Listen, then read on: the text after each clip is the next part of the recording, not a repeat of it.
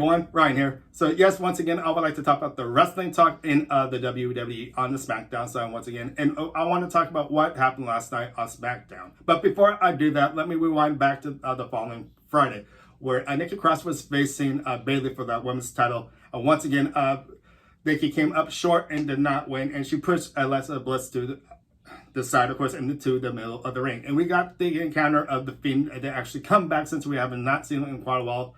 I think it's all been all the way since WrestleMania, I believe, or around there anyways.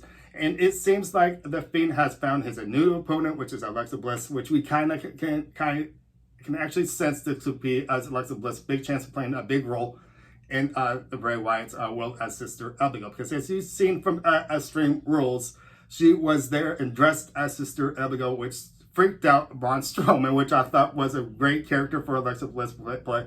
She is a great actress in the ring just as well as a good wrestler.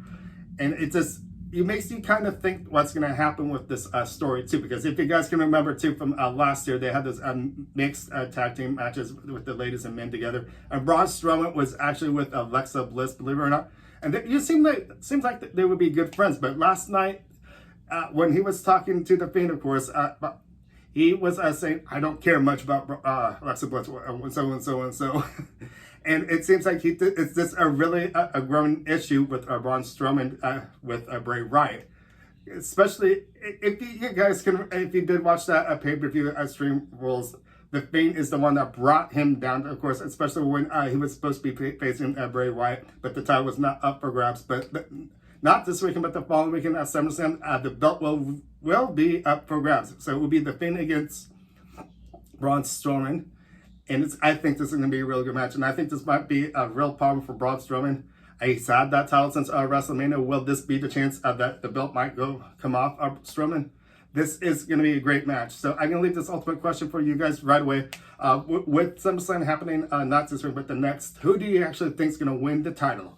Braun Strowman or the Fiend? I actually think the Fiend might actually get the chance of getting that belt back. Because if you guys can recall, he had the belt for a good amount of time of last year. And I see him having a good run once again.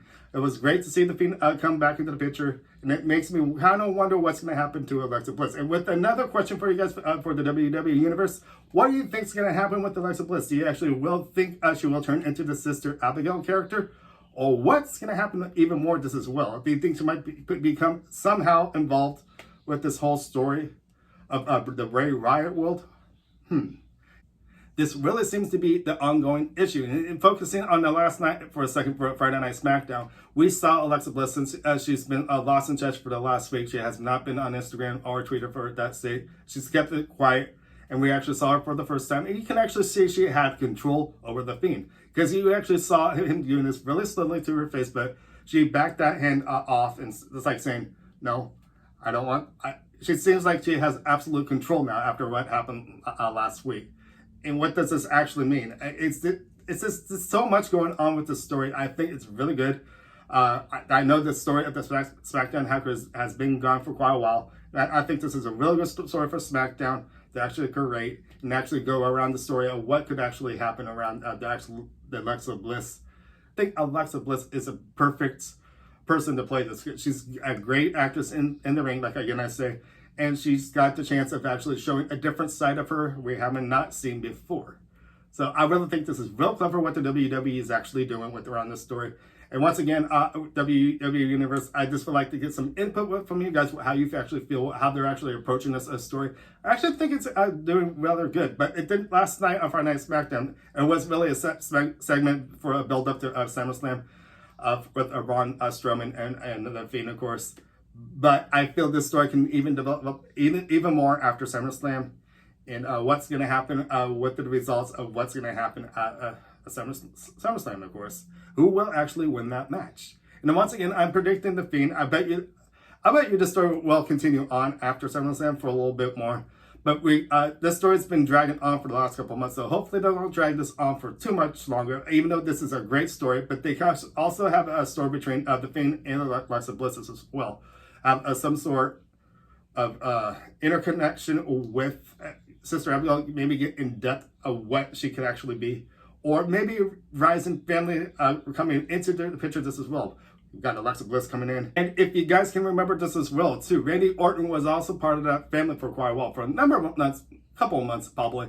And I thought that was a great story too, but of course it didn't last that long. Randy Orton befriended Bray Wyatt, and it turned out to be really interesting because that's the time when Luke Harper was in there, and Randy Orton was trying to separate Luke Harper from the family, which he did a really good job with it. But it kind of makes me wonder too if this family would be more expand now that the Fiend's back, Bray Wyatt. Will this family even grow even stronger than ever? Will those people actually come back to the family, like Luke Harper or Eric Rowan for that sake? And do you actually think Bray Wyatt might recruit Braun Strowman back into the group? There's many stories that could be developed really good here, and what's going to happen with this. There's a lot of unpredictable things that you can actually do with this. I'm really excited to see what the WWE can actually have in store with this storyline. This is great for SmackDown. I think the following stories that other than this are really going to on SmackDown this as well. I'd probably make a separate video for what also going to happen last night too. As you know, with that underground situation for underground wrestling, there's reactions I do have with that. Maybe I might make a separate video with that. But with this being said, I want to start wrapping things up because wrestling can actually get me to talk really a lot, as you can see. And it really builds me up. It's the energy that this wrestling actually brings you. It will really, it's electrifying, in other words. But with this all being said, I want to start wrapping things up. My name is Ryan Crutch. Thank you for watching. Make sure to give me a thumbs up and subscribe. And I'll see you guys next time and talk to you more about wrestling. I'll see you guys later. Bye.